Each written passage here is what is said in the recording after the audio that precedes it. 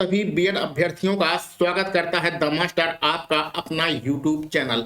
तो भैया बीएड और बीटीसी का जो विवाद है उसमें जो निर्णय आया है कि प्राथमिक शिक्षक भर्ती से बीएड को बाहर कर दिया जाएगा।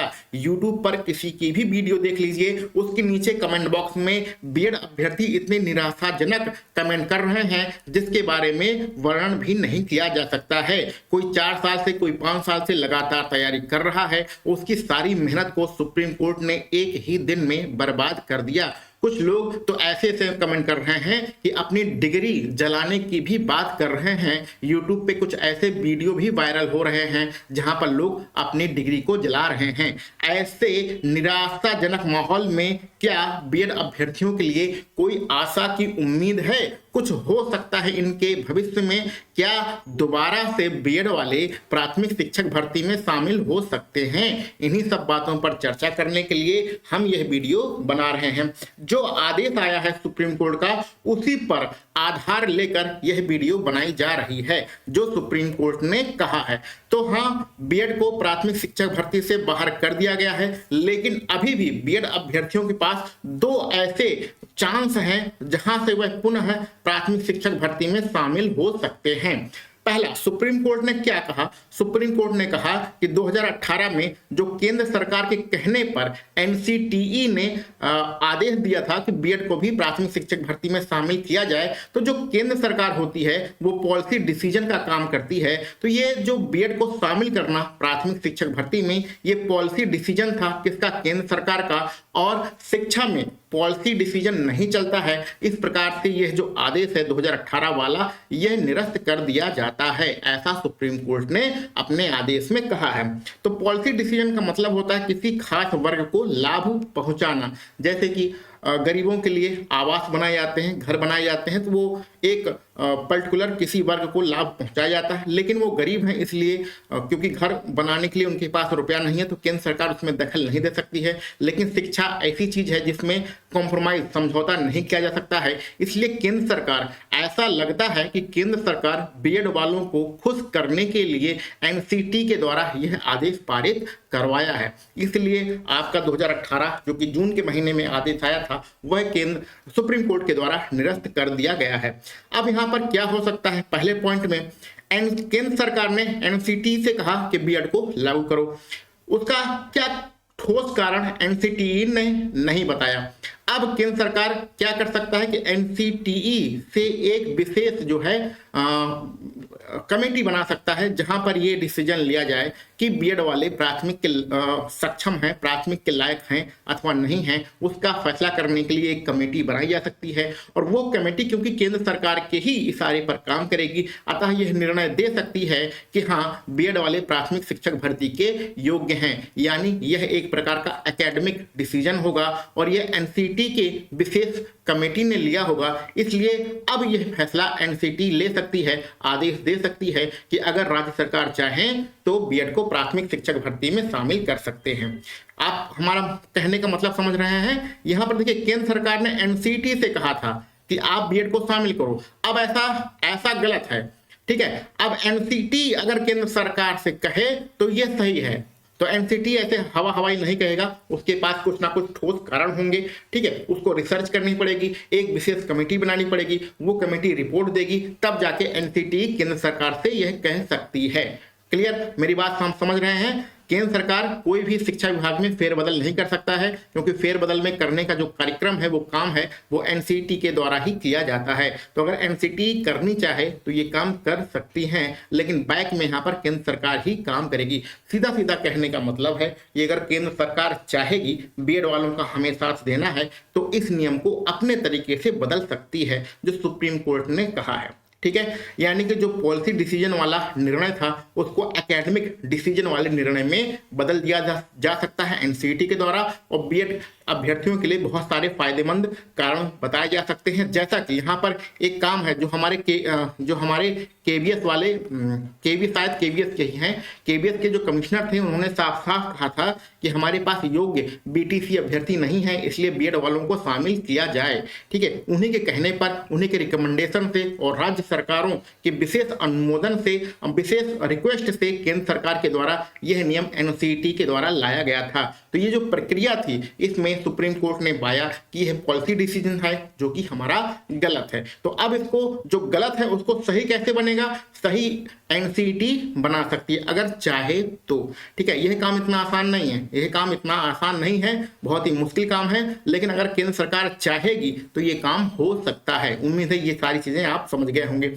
अब दूसरे पॉइंट में क्या है, दूसरे पॉइंट में ये है कि ऑर्डर में साफ साफ लिखा है कि अगर कोई राज्य सरकार बीएड वालों को प्राथमिक शिक्षक भर्ती में शामिल करना चाहती है तो उसे एनसीटीई से विशेष अनुमति लेनी पड़ेगी। तो विशेष अनुमति इतनी आसानी से नहीं मिलती है। ठीक है, आपको सब कुछ डिटेल में बताना पड़ता है कि हमारे पास बीटीसी के इतने अभ्यर्थी हैं, बीएड के इतने अभ्यर्थी हैं, हम राज्य में ये मानक तय कर रहे हैं, इसके हिसाब से हम लोग अपनी शिक्षक भर्ती करने वाले हैं और आप हमें इसी हिसाब से अनुमति दीजिए। तो अनुमति मिलना इतना आसान नहीं होता है, उसके लिए बहुत पापड़ बेलने पड़ते हैं, लेकिन हाँ, अगर राज्य सरकार चाहेगी तो ये विशेष अनुमति ले सकती है। तो अब यहाँ पर ये चर्चा होती है कि कौन सा राज्य सरकार ये चाहेगी और कौन सा करना चाहेगी। जैसे बिहार में प्राथमिक शिक्षक भर्ती है। अब आपको पता है बिहार में जो सरकार है वो केंद्र सरकार के जस्ट अपोजिट है, तो वो उससे कभी रिक्वेस्ट करने नहीं जाएगी, कभी कुछ कहने नहीं जाएगी। और जो एनसीटी का डिपार्टमेंट है, जो उसके सारे अधिकारी हैं, वो भी तो केंद्र सरकार के ही हैं। तो राज्य सरकार यानी बिहार सरकार कभी भी उससे रिक्वेस्ट करने नहीं जाएगी। सुप्रीम कोर्ट का आदेश हुए जस का तस मान लेगी। ठीक है, तो इस प्रकार से बिहार में प्राथमिक शिक्षक भर्ती के लिए कुछ होने की उम्मीद नहीं है। लेकिन अगर उत्तर प्रदेश की बात करें तो उत्तर प्रदेश में मुख्यमंत्री योगी आदित्यनाथ बहुत ही जिद्दी मुख्यमंत्री हैं। अगर वो बीएड को शामिल करना चाहें तो बहुत सारे तरीके निकाल सकते हैं, एनसीटी से अनुमति भी ले सकते हैं। ये दोनों जो पॉइंट हैं, ये आपके दोनों पॉइंट जजमेंट में लिखे हुए हैं और इन्हीं दोनों पॉइंट के आधार पर बीएड को बीटीसी में शामिल किया जा सकता है। ठीक है, ऐसा मत समझिए कि आपके लिए सारे रास्ते बंद हो गए हैं। अब यहाँ पर हमारे बहुत सारे बीटीसी भाई आ जाएंगे जो बीएड वालों का लगातार मजाक उड़ा रहे हैं। ठीक है, जबकि ऐसा नहीं होना चाहिए, क्योंकि अगर मैं अपनी बात करूं तो देश में बहुत सारे ऐसे लोग हैं जिन्होंने बीएड कर रखा है, बहुत सारे ऐसे लोग हैं जिन्होंने बीटीसी कर रखा है। अब हम बीटीसी वालों का साथ दें अथवा बीएड वालों का साथ दें, हमें खुद भी नहीं पता है। और जो हमारी डिग्री है वो हमारी डिग्री बीएड ही है। ठीक है, 69,000 शिक्षक भर्ती में हम भी शामिल हैं, इसी के द्वारा हमें नौकरी मिली है। अच्छा, कुछ लोग अभी ये भी अफवाह फैला रहे हैं कि भैया 69,000 शिक्षक भर्ती से बीएड वालों को बाहर कर दिया जाएगा। ऐसा कुछ भी नहीं है। उस आदेश में साफ साफ लिखा है कि ये जो है आदेश आपका राजस्थान सरकार के लिए है और आगे जितनी भर्तियां आएंगी उस पर लागू होगा। जो पूर्व में भर्तियां होंगी उस पर क्या नियम लागू होगा वो आदेश में कहीं भी नहीं लिखा गया है। ठीक है, तो 69,000 शिक्षक भर्ती पर कोई प्रभाव नहीं पड़ने वाला है। ये हम इसलिए नहीं कह रहे हैं कि हमारा बीएड है, इसलिए कह रहे हैं क्योंकि जजमेंट में ऐसा कुछ भी नहीं लिखा गया है। तो हम बीटीसी का साथ दें कि बीएड का साथ दें, ये तो हम भी नहीं क्लियर कर पा रहे हैं, क्योंकि बीटीसी वाले भी हमारे भांजे हैं, कुछ भतीजी लोग हैं बीटीसी किया है, कुछ लोगों ने बीएड किया है। ठीक है, और जब हम ये वीडियो बना रहे हैं तो आपका एनसीटी में मीटिंग चल रही है। जो आपका सुप्रीम कोर्ट का आदेश आया है उसके आधार पर एनसीटी में मीटिंग चल रही है कि अब आगे क्या किया जाए और कौन सा आदेश पारित किया जाए। तो अभी वर्तमान समय में बीएड तो पूरी तरह से प्राथमिक से बाहर है। ठीक है, ये दो टर्म्स एंड कंडीशन है जिनके आधार पर बीएड पुनः जो है आपके प्राथमिक शिक्षक भर्ती में शामिल हो सकता है। ये दोनों जो तरीके हैं, इन दोनों तरीके से शामिल किया जा सकता है। आपको इनमें क्या राय है, आपको क्या सोचते हैं, आप क्या कहना चाहते हैं, और ये जो दोनों पॉइंट हमने बताए हैं ये आपको वैलिड लगते हैं अथवा नहीं लगते हैं, इसको कमेंट बॉक्स में जरूर बताइएगा। आपका क्या विचार है, क्या सुझाव है, क्या करना चाहिए, क्या नहीं करना चाहिए, ये सारी चीजें आप कमेंट बॉक्स में जरूर बताइएगा। और हाँ, यहाँ पर आपको एक बात बता दें, तो यहाँ पर बीएड वाले चुपचाप तो बैठने वाले नहीं हैं, लगातार विरोध प्रदर्शन होगा, धरना प्रदर्शन होगा। तो उत्तर प्रदेश में जो राज्य सरकार है, मुख्यमंत्री योगी आदित्यनाथ की जो सरकार है, वो ऐसा उसके डिसीजन से आप ऐसा जान सकते हैं कि वो बीएड वालों के साथ में है। तो यह जो है एनसीटी से अनुमति ले सकती है। ठीक है, तो उत्तर प्रदेश सरकार ये पूरी उसके पावर है, पूरी क्षमता है कि वो एनसीटी से अनुमति ले सकती है अगर बीएड वाले इसी प्रकार से लगातार दबाव बनाते रहें। तो बीएड वालों को क्या करना है, केंद्र सरकार तो बहुत दूर है, उस पर दबाव बनाना बड़ी मुश्किल की बात है, लेकिन हम राज्य सरकार पर दबाव बना सकते हैं। हमें लगातार धरना प्रदर्शन करना चाहिए, ट्वीट करना चाहिए और लगातार इसी प्रकार से हमें दबाव बनाते रहना चाहिए। अब यहाँ पर हम कुछ पुरानी बातें कर लेते हैं।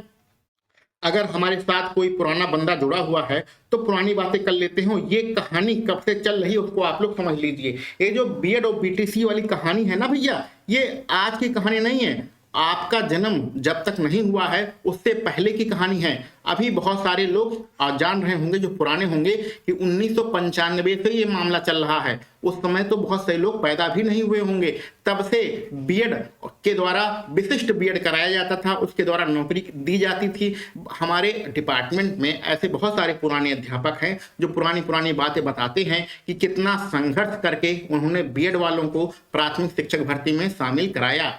उसके बाद जब बीच में बीटीसी भी कुछ दिनों के लिए बंद कर दिया गया था उत्तर प्रदेश में, और फिर मायावती जब आती हैं 2007 में, तो वो बीपीएड और दुनिया भर की डिग्रियां होती हैं। कुछ लोग जैसे दारुल उस्लूम से आपका टीचर ट्रेनिंग कर लेते हैं, या कुछ ना कुछ कहीं ना कहीं कोर्स कर लेते हैं। आपको बस टीचर, आपके जो सर्टिफिकेट है उस पर टीचर ट्रेनिंग, आप कोई भी सर्टिफिकेट ले लीजिए और टीचर ट्रेनिंग अगर लिखा है तो आपको प्राथमिक शिक्षक भर्ती में शामिल कर लिया जाता था। ऐसे अन्य बन्य डिग्रियां राजसी टंडन से बहुत से लोग पत्राचार के माध्यम से कर लेते थे, तो उनको भी शामिल कर लेते थे। तो ऐसे बहुत सारी डिग्रियों को शामिल किया जाता था। 2019 वाली जो भर्ती थी, जिसमें इसमें बहुत सारी डिग्रियों को खत्म किया गया है। ठीक है, तो कहने का सीधा मतलब है ये आज का विवाद नहीं है, बहुत दिनों का विवाद है। आपका लगभग 2012 या 2013 में 2018 तक तो बीएड आपका बंद था, तो इसकी रोक शायद 2012 में लगी थी। 2012 या 2013 में इसकी रोक लगी थी, तो 5 साल के लिए बीएड अभी भी बंद था। फिर 2018 में लागू किया गया, 2023 तक ये चला। अब सुप्रीम कोर्ट के आदेश से फिर बंद कर दिया गया है। अब हो सकता है 1-2 साल फिर बंद रहे, 1-2 साल फिर बंद रहे, और फिर कोई राज्य सरकार आए या केंद्र सरकार है उसके आदेश से फिर चालू हो जाए। तो ऐसा भी हो सकता है 2025 में फिर चालू हो जाए। तो ये क्रम भैया चलता रहता है, ये आज की कहानी नहीं है। जब से आपका जन्म हुआ है ना, उससे पहले की कहानी है। तो उस कहानी को आप समझ नहीं सकते हैं।